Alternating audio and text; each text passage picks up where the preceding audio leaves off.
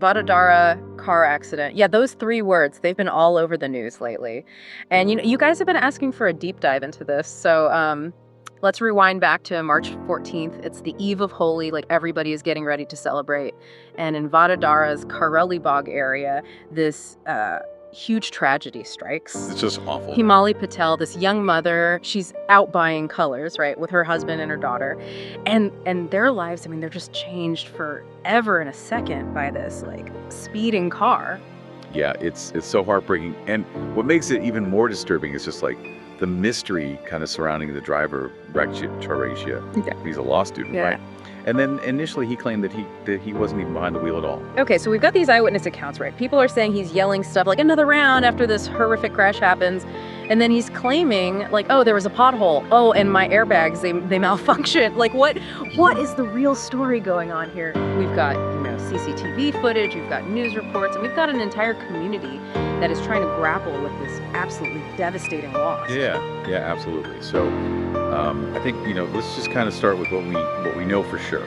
Like the CCTV footage, you can't deny it. It shows him at his friend's house before this whole accident happens. Mm-hmm. And while his friend was driving it first, we see that Rakshit, he takes over the wheel before the crash.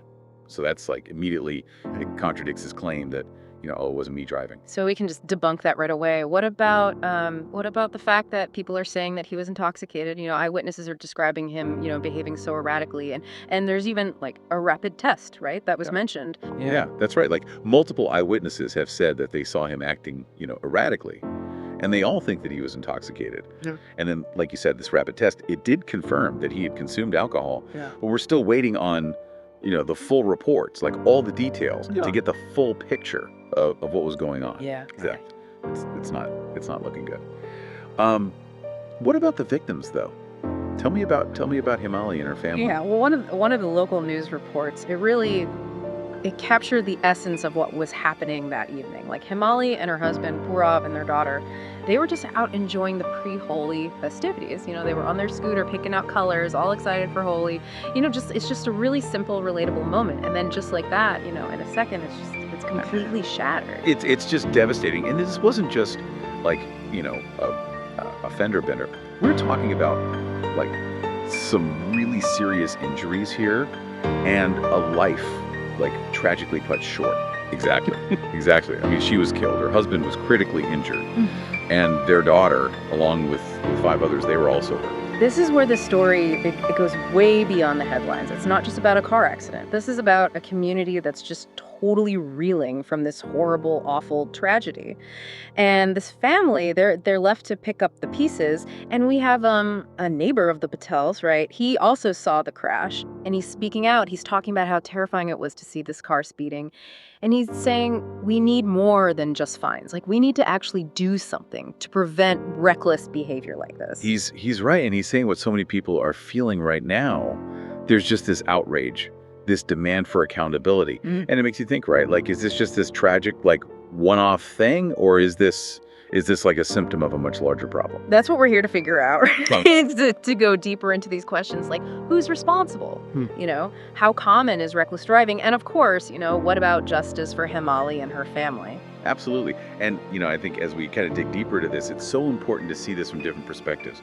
We have what Rakshit is saying, but then we also have to think about how this affected the victims and how the community is reacting and what all this means legally for everything that happened. It's really interesting, right? Like, he's a law student and he's claiming he went to this Holika Dahan celebration, not like, a party the night of the accident.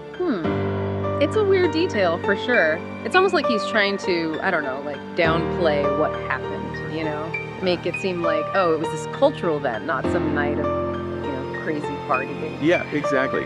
It kind of speaks to this bigger issue, doesn't it? Like how people kind of rationalize stuff, like minimize risky behavior, especially when alcohol is involved. Yeah, for sure. It's almost like it's easier to blame a pothole or like you said, faulty airbags. Anything but, facing the fact that your choices have consequences, Exactly. And that's where like the legal stuff comes in. Because regardless of what he intended, right? Driving under the influence, like, it just has huge consequences. Yeah. Legally, for society, for everybody. Okay, so let's talk about that. Like, what are the actual DUI laws in India? What is this guy? What's he facing? So India has a zero tolerance policy when it comes to driving under the influence. Yeah. Like even a little bit of alcohol, you can get fined, your license can get suspended, you could even go to jail. And in a case like this, where someone died, the penalties are even worse. So it's not just like, oh, you get a slap on the wrist and that's it. This could really mess up his future. Absolutely, and Yeah. it should. But it makes you think, like, is punishment, is that really enough to stop people from driving recklessly? Do we need people to just, like, change their attitude about it? Yeah, that's a really good question. What do you think about that? Well, like, if you look around the world, a lot of countries have tried, stricter laws, tougher punishments, but it's still happening, right? So Yeah. it seems like the answer has to be more than just laws. So, like, cultural change then. I mean, it has to start with young people, right? Because that's where you get that feeling of, like, nothing bad can happen to me. Yeah, you're totally right. It's about understanding that driving, it's not a right, it's a privilege. It comes with a huge responsibility. We need a culture where safety comes first and where people don't tolerate reckless driving. Like no excuses, no glorifying it, none of that. So it sounds like what you're saying is we need to do a bunch of things. We need stricter laws, yeah. Yeah. But we also need to teach people, run awareness campaigns, and maybe even challenge the things in our society that cause this problem. Yeah, exactly. We have to approach this from every angle. Because in the end, this isn't just about numbers, It's about real people. It's about families getting torn apart. It's about a whole community grieving. And this is where Hemali's story is it's so powerful. It reminds us that behind all the news stories, behind all the legal arguments, there's a real human cost to people acting recklessly. A life is gone. It had so much potential. And now her husband and daughter, they're left with this unimaginable loss. It just shows you how one moment, one bad decision, it can just have these ripple effects that affect so many people. And it makes you think, like, what if things had been different? What can we all learn from this? That's such a good question. And it makes me think about another part of this story. The people who were there, who might have seen how Rakshit was acting before he got behind the wheel. Oh yeah, you're talking about the bystanders. Right, exactly. Think about the friends he was with before the accident. Like, did anyone ask him, hey, are you okay? Did anyone try to stop him from driving? It's not easy to ask those questions, but we have to. It all comes down to taking responsibility, doesn't it? Not just for ourselves, but for the people around us. Exactly. It's about being brave enough to speak up, to do something, even when it's uncomfortable. Because sometimes just saying no or offering someone a safe ride home, it can literally save a life. That's such an important message. And it's bigger than just this one case. It's about changing the way we think. We need to look out for each other. We need to choose safety over staying silent. That's like we need to change the story, right? Yeah. Instead of thinking that speaking up as being a buzzkill, we need to see it as caring, as being responsible. Right. Imagine if someone had just, stepped in that night, stopped Rakshit from driving. Maybe Hemali would still be alive. It's hard to think about, but it's a real wake-up call. We all have a part to play in stopping these tragedies from happening. And sometimes our part is as simple as, like, saying something, offering a ride, or making sure a friend doesn't drive when they shouldn't. You got it. We can't bring Hemali back, but we can learn from this. We can honor her by fighting for change, by creating a culture where everyone is responsible, and by having the courage to step in when we see someone making a dangerous choice.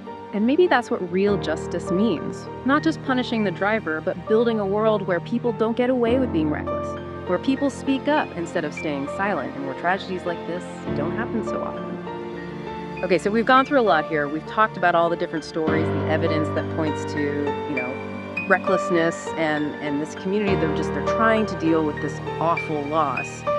But it feels like there's still this big question, like how do we stop this from happening again? Yeah, that's the question, isn't it? And there isn't really an easy answer. I mean, if there was, we wouldn't be talking about it. But I think this whole tragedy, as horrible as it is, it kind of makes us face some hard truths about ourselves, about how we act, about what's normal in our society. You're talking about that whole thing, where we just kind of accept risky behavior, especially when it comes to driving. We see these terrible accidents, right? We hear about them all the time.